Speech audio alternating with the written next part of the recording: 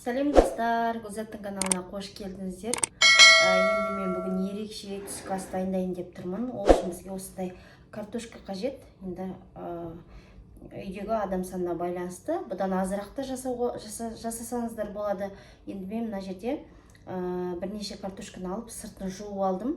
Енді осы картошкалардың барлығын қазір сыртын ашып, мұздай суымызға пісіріп алатын боламыз. Не жасаймыз? Алдағы видеода көретін боласыздар. Бұның бір ерекшелігі, бұл жасайын деп тұрған котлеттің картошка қажет. Және бізге 15-20 немесе өздеріңізге үйде қандай қаймақ бар, кез келген қаймақты қоссаңыздар болады. Үйде енді менде 15 қаймақ бар екен, орта соны қосатын болам. Мына картошкамыз піскеннен кейін қаймағымызды қосып, укроп, жуамызды қосып, кереметтей духовкада, яғни пешімізде котлеттімізді дайындаймыз. Өте дәмді керемет шығады.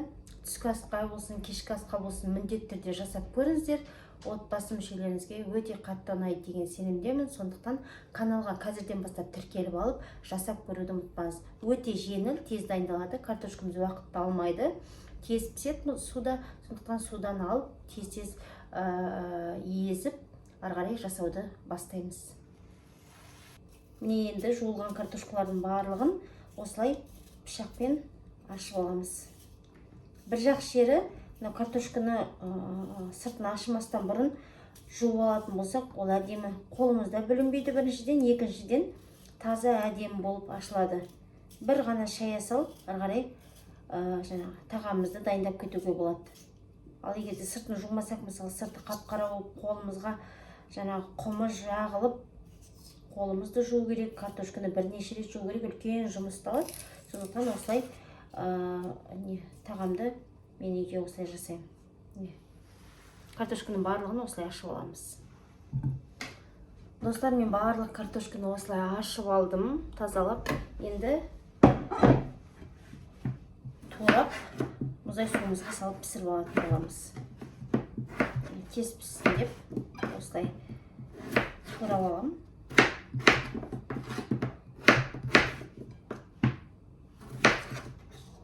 Барлық картошканың көлемі осындай. Барлық картошканы осылай турап алдым. Енді кастрюлямызға салып, осылай мұздай суға пісіріп алатын боламыз. Енді біз жаңағы котлетіміздің қасына нені жасаймыз, соны көрсетейін. Бірінші осындай бір жуанымызды алып аламыз. Оны осындай ұзыншалап турап аламыз. Осылай барлығын көрсетпей қойын, түсінікті деп ойлаймын. Осылай ұзыншалап турап аламыз. Ал қызылшаны чөркідан өткізіп аламыз. Міне осылай. Міне осылай өткізіп аласыздар. Ал 40 қабат бізде азғантай бар екен. Соны ұсақтап турап, үшеуін қуыратын болам. Бірінші қазанымызға майын құйып аламыз. Осы жеткілікті. Өздеріңіз көресіздер көз мөлшерімен. Енді қазір турап алған жуамызды бірінші салатын боламыз. Бізде картошкамыз пісіп жатыр. Түскі асқа болсын, кешкі асқа болсын жасасаңыздар болады. Міндетті түрде каналға тіркеліп алыңыздар. Тіркеліп, лайк басып, қолдап кетуді ұмытпаңыздар. Міне достар, осылай жуамызды ұсақтап әдемілеп турап алдық. Жіңішкеретіп, енді майымызға қуыра бастаймыз қазір. Жуамыз қуырылып жатқанда біз қызылшамызды чөркідан өткізіп аламыз. Міне достар, жуамызды көрсетіп жіберейін. Міне осылай қуырылып жатыр. Майы осы май жеткілікті. Енді өздеріңіз қарайсыздар. Енді осының үстіне қазір қызылшамызды қосатын боламыз. Бір ғана қызылшамызды чөркідан өткізіп алдық, енді осыны қосамыз. Қызылшамызды салдық. Егерде үйлеріңізде қызылша болмай қалса, орнына сәбіз қоса берсеңіздер болады. Кішкене болса да, беру үшін мен қостым осылай. Әдем болып қуырылып жатыр. Картошкамыз да пісіп жатыр.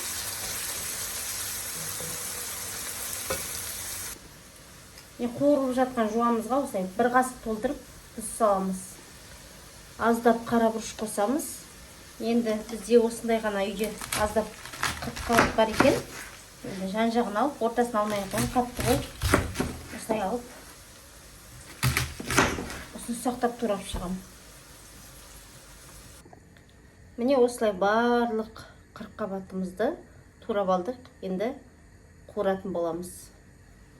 Қабатты салғаннан кейін осылай әдемі болып қуырылып жатыр. Енді қазір үстіне кішкене орта кесеге су құямыз. Сумен пісіп шығады. Піскенін ғана күтеміз. Міне бізде картошкамыз пісті. Әдемі болып. Енді менде үйде 72% майды пайдаланамын. Осылай маргарин майын дүкеннен. Осыдан 1,5 қасықтай шай қасықпен қостым. Мынау картошкамыз бізде ыстық болғаннан кейін майымыз міне осылай әдемі болып еріп жатыр.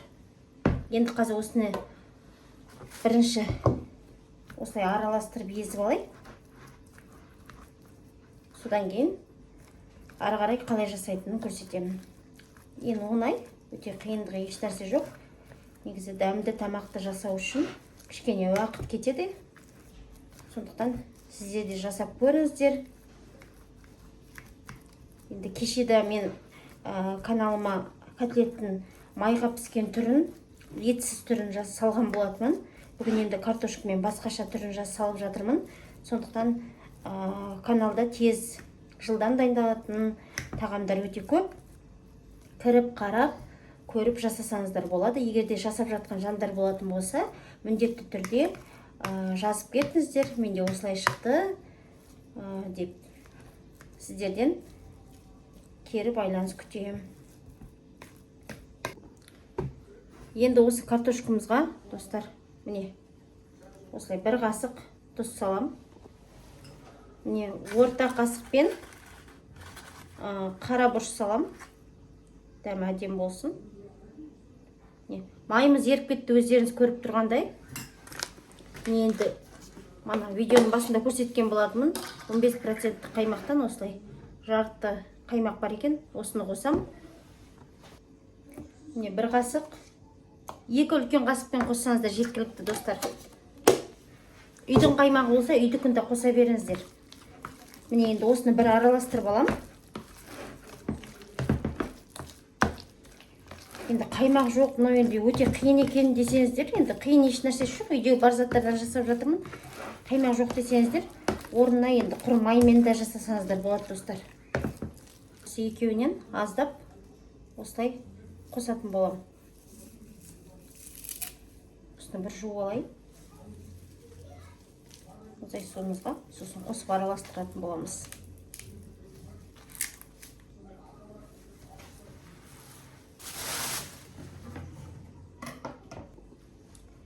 Енді екеуін осылай ұсақтап турап шығам. Көк жуада қоссаңыздар болады, енді өз қалауларыңыз бойынша. Турап алып, қазір енді картошкамызға қосатын боламыз.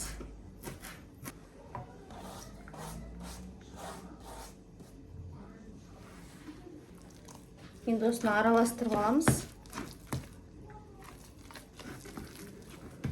Сонымен бізде котлетіміз дайын. Достар, міне, енді мен ешқандай қағаз төсемеймін. Котлет пісірсем де, самса пісірсем де, печенье пісірсем де, осы міне бауырсақтан қалған майды осылай жағамын. Ешқандай да жабыспайды, әдемі болып піседі. Сіздер үйде енді тоң май мен сұйық май араласқан осындай майларыңыз болатын болса, осылай жағып пайдалансаңыздар болады. Кейбір қағаздар өздеріңіз көріп жатасыздар, пісірген тағамымызға жабысып, кәдімгідей алынбай жатады. Сондықтан мен осылай жасағанды ұнатамын. Бізде мен пешімді қосып қойдым. 180 градуста пісіріп алатын боламыз котлетімізді. Котлетімізді жасайтын боламыз. Осылай алып аламыз. Енді үлкенірек қылып жасайым десеңіздер, онда өз еріктеріңізде.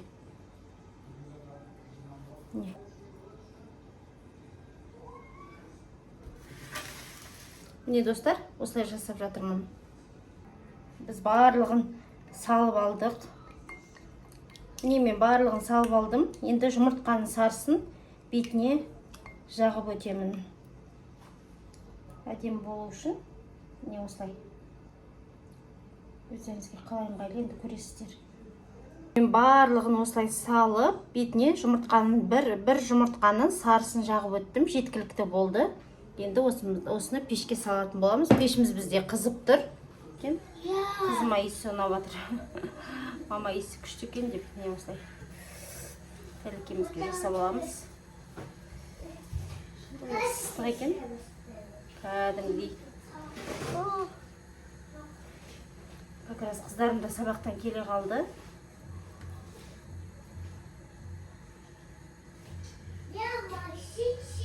Мен осылай қыздарыма тамақты салып қойдым.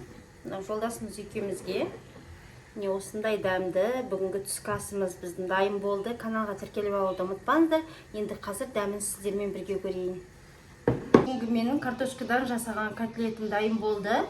Котлеттің түр-түрі каналыма салып жатырмын. Міндетті түрде тіркеліп алыңыздар, қолдап кетіңіздер, лайк басыңыздар, жасап көріңіздер. Енді қазір дәмін сіздермен бірге көретін боламыз.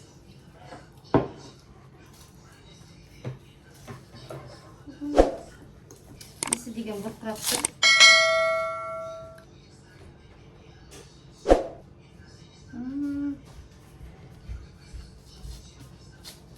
Күшті шыққан достар, міндетті түрде жасап көріңіздер. Сау болыңыздар.